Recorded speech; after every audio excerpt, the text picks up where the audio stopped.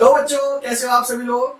I hope आप सभी बहुत अच्छे होंगे और आप तो केमिस्ट्री भी एंजॉय कर रहे होंगे। इस वीडियो में हम लोग डिस्कस करने जा रहे हैं अबाउट इंपॉर्टेंस ऑफ पीएच। और मजेदार बात बताऊं आपको, ये आपने पहले ही पढ़ चुका हुआ है, आपने पहले ही पढ़ लिया है। अगर क्वेश्चन में बहुत बार क्वेश्चन पूछा जाता है कि what is the importance of pH in our daily lifes, तो याद कीजिए आप लोगों ने पढ़ा हुआ है examples of neutralization reaction in our daily life. पढ़ा कि नहीं पढ़ा है? तो आपको एक ही चीज याद करनी है, चाहे पीएच याद कर लीजिए चाहे न्यूट्रलाइजेशन याद कर लीजिए, और दोनों क्वेश्चन में सेम आंसर आएगा। भाई आखिर न्यूट्रलाइजेशन रिएक्शन हो क्या रही है? एसिडिक को न्यूट्रलाइज कर रहे हैं, यही चीज तो करें ना। एसिड को बेस की हेल्प से आप न्यूट्रलाइज कर रहे हैं, तो आपको पीएच के टर्म्स में बात करनी है। भाई पहले वहां पर एसिड बेसिस के टर्म्स में बात होनी थी, अब यहाँ पर पीएच के टर्म्स में बात होनी है। सिंपल है ना। तो देखते हैं, लेट्स डिस्कस। तो सबसे पहला जो हम लोग एग्जांपल, जब भी न्यूट्रलाइजेशन रिएक्शन की बात करते हैं तो हम लोग बात करते हैं जो पेट में एसिडिटी होती है उसी की बात सबसे पहले करते हैं, है ना। तो आप देखिए, अगर डेली लाइफ एग्जांपल में बात करते हैं और वहां पर स्पेसिफिकली बात करते हैं इंपॉर्टेंस ऑफ पीएच, तो आप पीएच की इंपॉर्टेंस थोड़ा सा देखिए। जैसे in case of acidity, in case of acidity, तो देखो एसिडिटी का मतलब क्या हो गया कि जब पेट में पीएच क्या हो जाएगा, काफी कम हो जाएगा। 7 से कम हो जाना चाहिए पीएच, तो 7 से कम तो एसिडिक रेंज होगा ही। जैसे जैसे स्टमक में एचसीएल का सिक्रीशन होता है, जो पीएच रेंज है वो और कम होती चली जाती है, एंड बिकॉज ऑफ दैट वो एसिडिटी में कन्वर्ट हो जाती है, एसिडिटी हो जाती है, आप ऐसे कह सकते हो। तो हम लोग क्या करते हैं, हम लोग मिल्क ऑफ मैग्नीशिया कंज्यूम करते हैं। मिल्क ऑफ मैग्नीशिया क्या होता है? मैग्नीशियम हाइड्रोक्साइड होता है, जो कि बेसिक नेचर का होता है। तो एसिडिक नेचर के जो पीएच कम हो रहा था, उस पीएच को वापस से बढ़ाने के लिए हम लोग क्या करेंगे, एसिड को न्यूट्रलाइज कर दो। सिंपल है ना। तो आप इसकी रिएक्शन आपको पता ही है। और बच्चों हमेशा ये कोशिश करनी है कि जब भी एग्जांपल्स आप लिखें, मेक श्योर कि आप उसमें इक्वेशंस जरूर लिखें। तो ये पेट में एसिडिटी किसकी वजह से होती है? एचसीएल की वजह से होती है। इसमें आपने क्या डाल दिया, मैग्नीशियम हाइड्रोक्साइड या मिल्क ऑफ मैग्नीशिया। इन दोनों के बीच में हो क्या गया, न्यूट्रलाइजेशन रिएक्शन। तो बन गया MgCl2 और क्या बन गया, H2O। सिंपल, यही तो बात हो गई।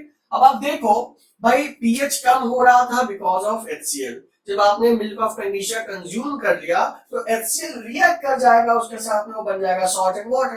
तो एसिड बचा ही नहीं। जब एसिड बचा ही नहीं तो पीएच कम क्यों हो जाएगा, वापस से न्यूट्रलाइज रेंज में आ जाएगा, न्यूट्रल रेंज में आ जाएगा। क्या ये बात समझ में आ गई कि नहीं आई? टूवर्ड्स न्यूट्रल हो जाएगा, आप तो ठीक है ना। तो ये पहला एग्जांपल है किसका, यूज एज एंटासिड्स या इन केस ऑफ एसिडिटी। तो यहाँ पर हमने in case of acidity use बता दिया कि पीएच कैसे काम करेगा। इसी को आप दूसरे टर्म्स में लिख सकते हैं, in by use of antacids, क्योंकि मैग्नीशियम हाइड्रोक्साइड क्या है, एंटासिड के जैसे काम करेगा। ठीक है। वही अब दूसरी बात कर लेते हैं, जैसे कि फार्मर्स के केस की बात कर लेते हैं। जो in case of acidic soil, in case of acidic soil, acidic soil, ठीक है। तो आपको पता ही है कि जो सॉइल है एसिडिक, बेसिक या अल्कलाइन हो सकती है ना। और इस नेचर का क्रॉप्स की ग्रोथ पर बहुत ज्यादा फर्क पड़ता है, लिटरली फर्क पड़ता है।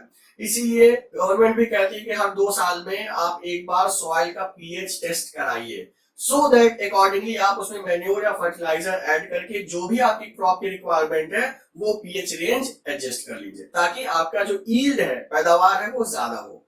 एनीवे, हम सिंपल एग्जांपल से शुरू करेंगे। In case of acidic soil, क्योंकि आपको पहले ही पता है एसिड रेन हो रहा है तो उसमें H2SO4 होगा, जिसकी वजह से सॉइल में एसिडिटी हो गई। और एसिडिटी रिड्यूस करने के लिए फार्मर्स क्या करते थे, फार्मर्स कैल्शियम कार्बोनेट स्प्रे करते थे। और कैल्शियम कार्बोनेट वाटर से रिएक्ट करके क्या बनाता है, कैल्शियम हाइड्रोक्साइड, यही तो होता है। तो आप चाहे कैल्शियम हाइड्रोक्साइड स्प्रे कर दीजिए डायरेक्टली, या कैल्शियम कार्बोनेट छिड़क दीजिए, वो अल्टीमेटली कैल्शियम हाइड्रोक्साइड ही रिएक्ट करेगा। तो मान लीजिए हमने यहाँ पर सीधे सीधे कैल्शियम हाइड्रोक्साइड ले लिया, तो आपको ये दिख ही रहा है, ये एसिड है, लेसर पीएच होगा, ये बेस है, मोर देन 7 पीएच होगा। जब दोनों कंबाइन करेंगे तो न्यूट्रलाइजेशन रिएक्शन होगा। तो जो एसिडिक सॉइल जिसका पीएच काफी कम था, वो धीरे धीरे टुवर्ड्स नॉर्मल होने लगेगा। तो अगर ये रिएक्ट कराएंगे तो क्या बनेगा, CaSO4 प्लस H2O, ये तो बनेगा। तो जो पहले सॉइल एसिडिक हो रही थी because of this sulphuric acid, nitric acid भी हो सकता है, तो वो क्या होगा, वो बेस के साथ में रिएक्ट करके धीरे धीरे सॉल्ट एंड वाटर बना लेगा, तो एसिडिटी क्या हो जाएगी, नलिफाई हो जाएगी या कम हो जाएगी, है ना, सिंपल है। इसके अलावा देख लीजिए और याद कीजिए न्यूट्रलाइजेशन रिएक्शन में क्या हम लोगों ने पढ़ा था, in case of tooth decay, in case of tooth decay,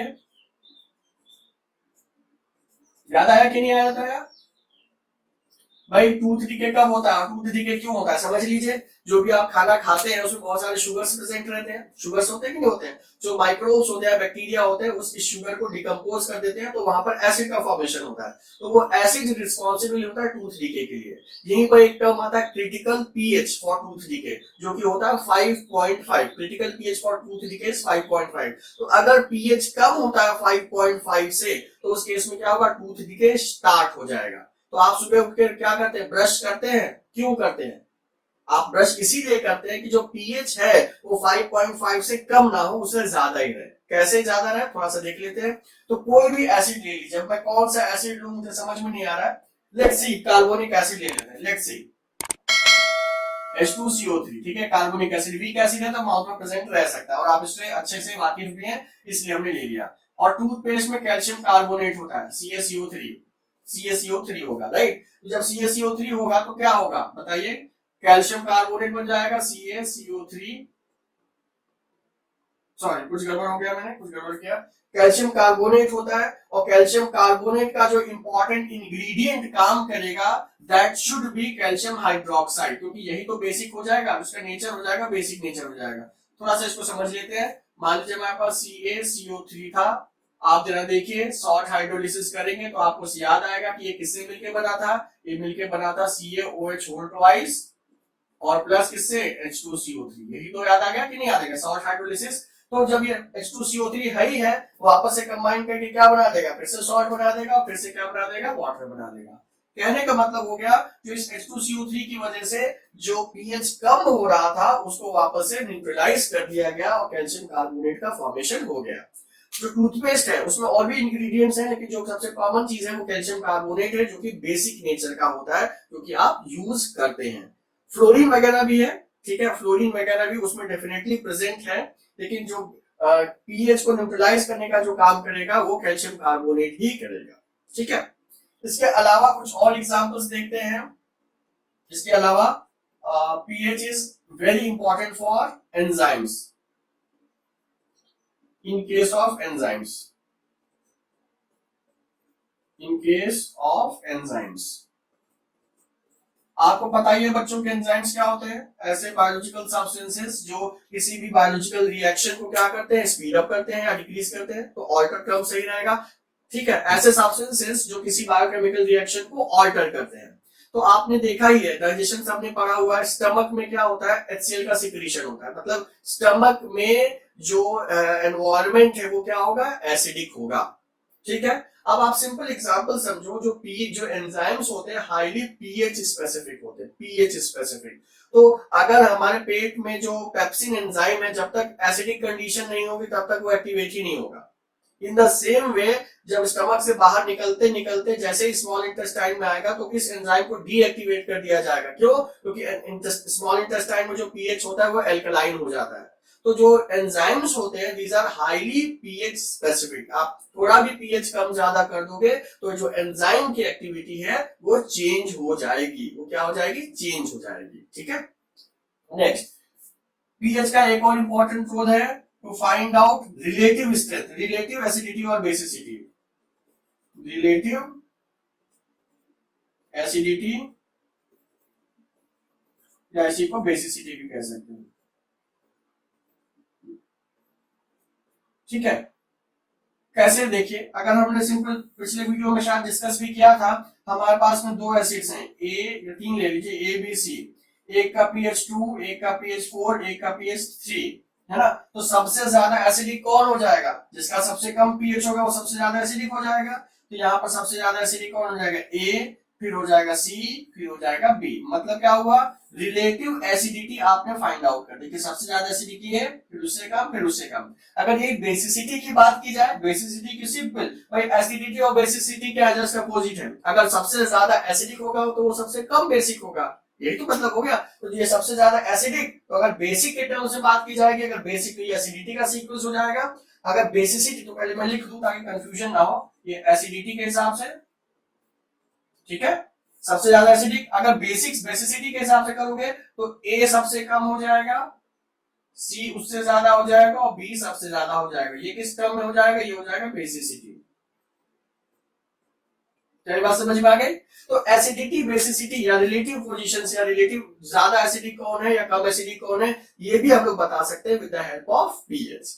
ठीक है, तो ये तो बहुत ही सिंपल से यूजेस हैं जो आपने पहले से ही पढ़ रखे हैं। और जो जो सबसे इंपॉर्टेंट बात क्या है, एक ही चीज पढ़नी है, न्यूट्रलाइजेशन रिएक्शन के डेली लाइफ एग्जांपल वो पढ़ डालिए।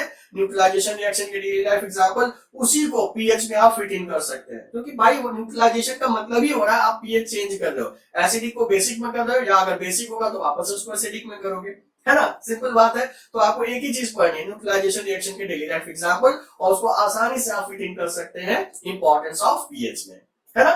तो एक जगह पढ़िए, दो जगह इंप्लीमेंट कीजिए। ठीक है बच्चों, तो मिलते हैं हम लोग अगले वीडियो में सब्सिक्वेंट टॉपिक्स के लिए। Till then stay fit, stay healthy and enjoy chemistry.